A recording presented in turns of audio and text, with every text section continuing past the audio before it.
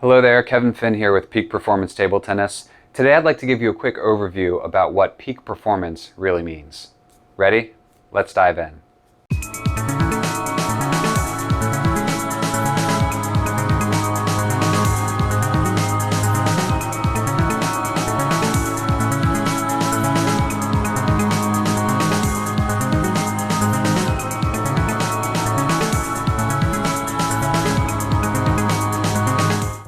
So what is peak performance anyway?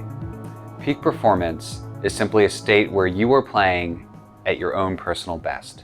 That's it. It's not how you compare to anyone else. You don't need to have Ma Long's forehand or Harimoto's backhand. It's just about you playing a game where you are playing as close as you could reasonably hope to your own best game. We can all think of times where it feels like instead of your opponent beating you, you beat yourself. Where you're not really outplayed or outmatched, you just kind of gassed out or had a mental lapse or were making silly mistakes.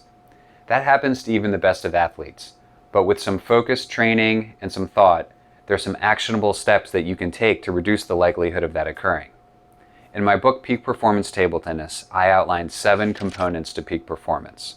There's sport-specific technical skills, which is your ability to execute the strokes required with good form. Sport-specific tactical skills, the strategic decisions and actions you take to gain an advantage. Psychological skills, your ability to focus and think clearly under pressure.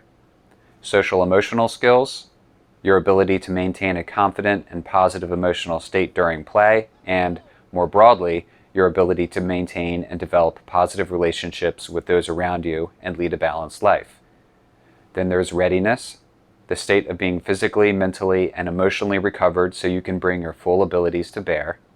Sports nutrition, dietary manipulations that ensure performance is fueled maximally and body composition stays optimal. And finally, we have physical training, which is supplemental training to make your body stronger, faster, more enduring, and more resilient. Now, you may be thinking that all of this is way too in-depth for the average club-level player or maybe even the average beginner. But that's actually a huge mistake, because each component of peak performance has low-hanging fruit, which can be implemented in a relatively short amount of time. And when you add up all of those tiny little improvements, it can end up making a huge difference.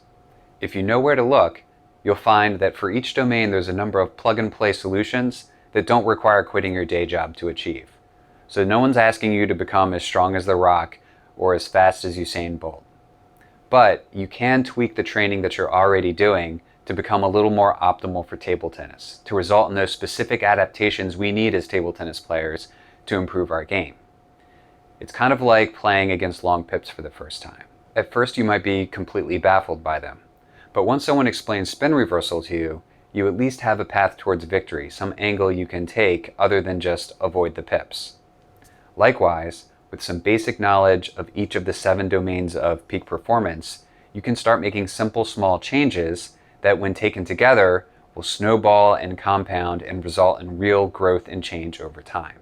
Try to get some percentages there, here, there, everywhere. I mean, I'm not saying that if you eat good then you will be 20% better, but maybe you will be 1 or 2% better. And maybe if you do your physical, then you will maybe be 1 or 2 or 3 or 5% better. Or maybe if you go to sleep 11 o'clock, you will get 1% better. I mean, it's not one part where you can say this is very important. If you do that, then you will be immediately 20% better. But you have to think for many things.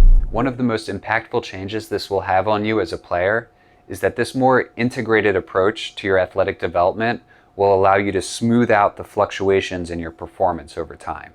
By attending to those small details, you can cut down on unknown variables and put yourself in a better position to be consistent. So rather than having wild swings in your playing level, you'll play closer to your peak more often.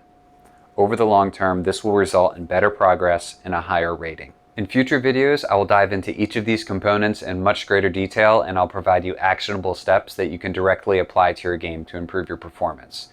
But for now, I hope this brief overview was helpful. So stay tuned, more great content is on the way, and until then, stay strong and pong on.